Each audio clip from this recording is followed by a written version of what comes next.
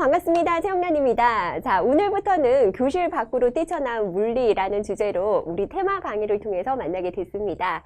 자, 일상생활에서 궁금했던 재미있는 물리 현상, 그런 것들이 어떤 이론과 접목되는지 가볍게 한번 주제를 살펴보는 그런 강의로 이루어질 텐데요. 자, 오늘은 그 첫 번째 주제로 블랙홀과 웜홀에 대한 얘기로 준비를 했습니다. 자, 아마 여러분들이 얼마 전에 인터스텔라라는 영화를 보신 분들이 많으실 겁니다. 자, 크리스토퍼 놀란 감독이 이 인터스텔라라는 주제를 통해서 가족에 대한 얘기도 했었고요. 그러면서 우리가 잘 알지 못했던 웜홀을 통해서 어떤 공간 이동이라는 소재를 영화를 통해서 접하게 됐습니다. 자, 이 영화를 제작할 때요, 실제로 캘리포니아 공대의 칼텍에서 이론 물리학자로 일하고 계시는 바로 킵송 교수님이 영화 제작에 직접 참여하고 또 자문으로 역할을 하셨는데 이분이 아직도 그 중력파의 존재에 대해서 연구를 하고 있으면서 라이고 프로젝트라는 그런 웜홀의 존재가 실제 존재하는지 연구하고 있는 그런 프로젝트에 관여하고 계시는 분입니다. 자, 조금 어려운 얘기들이 지금 나오고 있는데요. 자, 우리가 많이 들어봤던 블랙홀 그리고 웜홀, 그것이 어떤 관계가 있는지 이번 시간에 한번 조금 더 자세히 한번 보도록 할게요.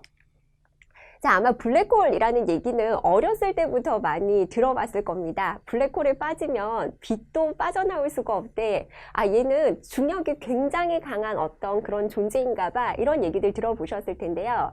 실제로 우주가 생성되는 것을 설명할 때 빅뱅 이론으로 최근은 설명을 하고 있습니다. 그래서 굉장히 고온, 고밀도의 한 점이 뻥 폭발하면서 우주가 생겨났다라는 얘기를 들어보셨죠? 자, 그러면서 제일 처음에 쿼크라는 입자들도 만들어지고 렙톤이라는 그런 전자 같은 존재들이 만들어지면서 우주에서 제일 먼저 생겨난 입자들은 수소, 헬륨 같은 그런 가벼운 원자들이 먼저 생겨났을 거다라고 보고 있습니다. 자, 그런데 이제 점차 그런 수소, 헬륨 같은 것들이 뭉쳐지면서 성운이 형성이 되고요.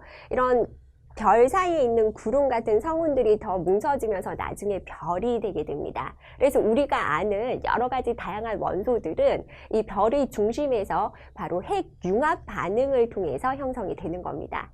자, 그랬을 때 좀 질량이 작은 별들은요, 그 마지막이 백색 외성 단계로 일생을 끝내게 되는 거고요. 자, 태양보다 질량이 거의 10배 이상 큰 별들은 질량이 굉장히 크기 때문에 중력 수축하는 과정에서 진화하는 과정에서 결국은 이렇게 중성자 별이나 블랙홀이 되는 겁니다. 실은 우리 태양계가 존재하는 우리 은하의 중심에서도 거의 태양 질량의 한 300만 배 정도 되는 거대한 블랙홀이 있다라고 하고 있거든요. 근데 그 블랙홀은 어느 날 갑자기 띵 생긴 것이 아니라 사실 이런 태양과 같은 별들이 진화하는 과정에서 태양보다도 사이즈가 훨씬 더 커서 한 30배 이상 정도 되면은 그 일생의 끝 무렵은 초신성 폭발을 통해서 바로 블랙홀이라는 단계가 되는 겁니다. 자, 그런데 이 별이 일생을 지나면서 중력 수축을 한다는 것은 중력 수축 과정을 통해서 굉장히 밀도가 커지는 겁니다. 자, 아인슈타인이 일반 상대성 이론을 통해서 연구할 때 이 중력이라는 것이 굉장히 강력해지면 우리가 이해하지 못했지만 시간과 공간에까지도 영향을 미쳐서 시공간이 휘어짐 현상이 나타난다라고 제기를 했습니다. 자, 그러면 시공간이 휘어지면은 그것에 대한 증거는 있나? 네, 실제로 증거가 발견이 됐는데 1919년 아서 에딩턴이라는 과학자가 영국의 물리학자였는데요. 태양 주변에서 태양 질량이 크니까 그 주변의 빛이 실제로 휘어지는 현상을 발견하고 증명하게 됩니다. 근데 이렇게 공간이 휘어지면서 빛의 휘어짐도 관찰하게 될 뿐만 아니라 실제 지구에서도 이런 중력으로 인해서 시간이 느려지는 현상들도 관찰이 되게 됩니다. 그래서 최근에는 아무래도 지상에서 시간이 조금 더 느리게 가고 특히 중력이 더 커지면 커질수록 시간이 점점 더 느려져서 어느 순간에는 시간이 멈추는 그런 지점들도 존재할 것이다 라는 것들이 발견되게 됐습니다. 근데 그 시간이 정지할 정도로 굉장히 중력이 큰 대표적인 물질이 바로 이 블랙홀이 되는 거죠.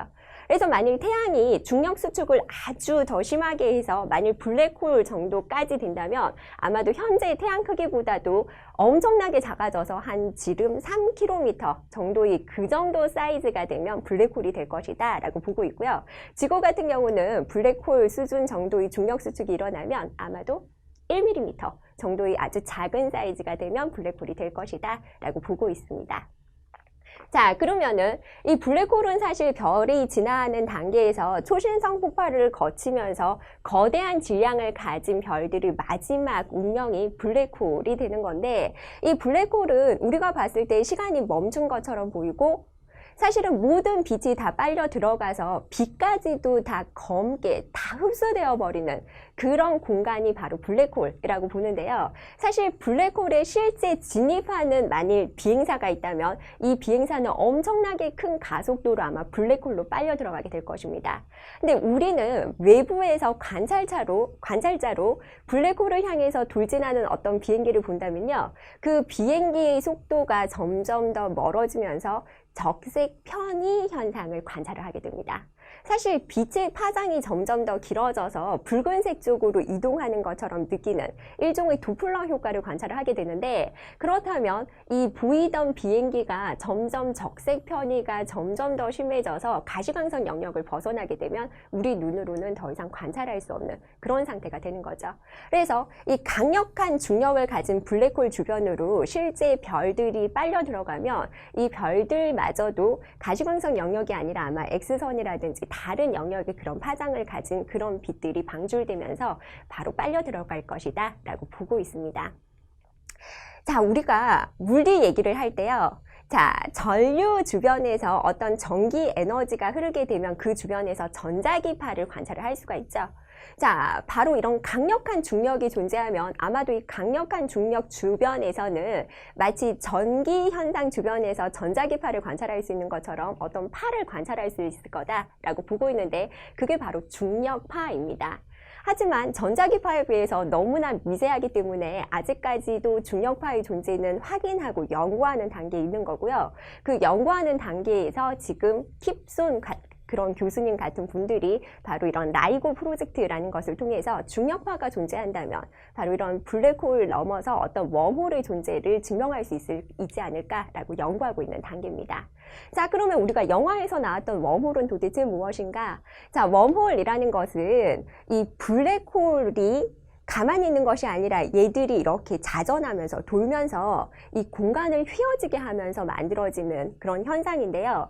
마치 블랙홀과 화이트홀을 연결시켜주는 그런 어떤 그런 중간적인 공간을 연결시켜주는 그런 것이 웜홀이라고 생각을 했습니다. 근데 최근에 화이트홀은 아주 불안정해서 화이트홀은 이 존재하는 것 자체가 불가능하다라는 입장들이 제기가 되면서 이 블랙홀을 통해서 어떤 공간의 휘어짐으로 나타나는 웜홀은 불안정하지만 그래도 아직까지는 존재할 것이다 라는 입장들이 아직도 대두되고 있는 그런 상황입니다.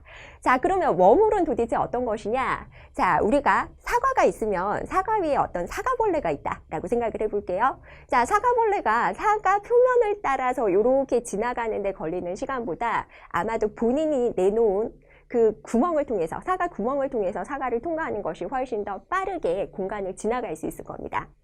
그래서 이 블랙홀의 휘어짐으로 공간이 휘어지게 될 때 어떤 웜홀의 존재가 나타난다면 이 공간 표면을 통해서 이동할 때는 훨씬 더 오랜 시간들이 걸리지만 마치 사과 구멍을 통해서 공간을 관통하는 것처럼 빠른 시간에 공간 이동을 할 수 있는 그런 존재가 있을 거다라고 생각을 하고 있고요. 실제 수학적으로 해는 풀었지만 아주 잠시 나타나는 그런 현상적 정도로만 아직까지 해가 풀려 있어서 실제 존재하고 있는지는 정확하게 알 수가 없습니다.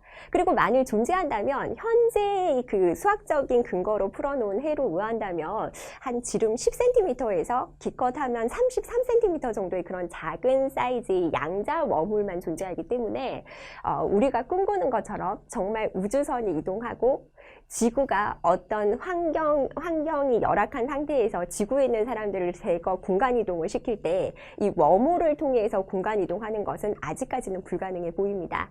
하지만 이 웜홀의 존재가 더 발견이 돼서 정말 지구에 있어서 우리가 뭔가 우주로 이사를 가야 되는 상황이 있다면 웜홀의 존재가 발견이 된다면 실제로 시공간 이동은 가능하게 되겠죠.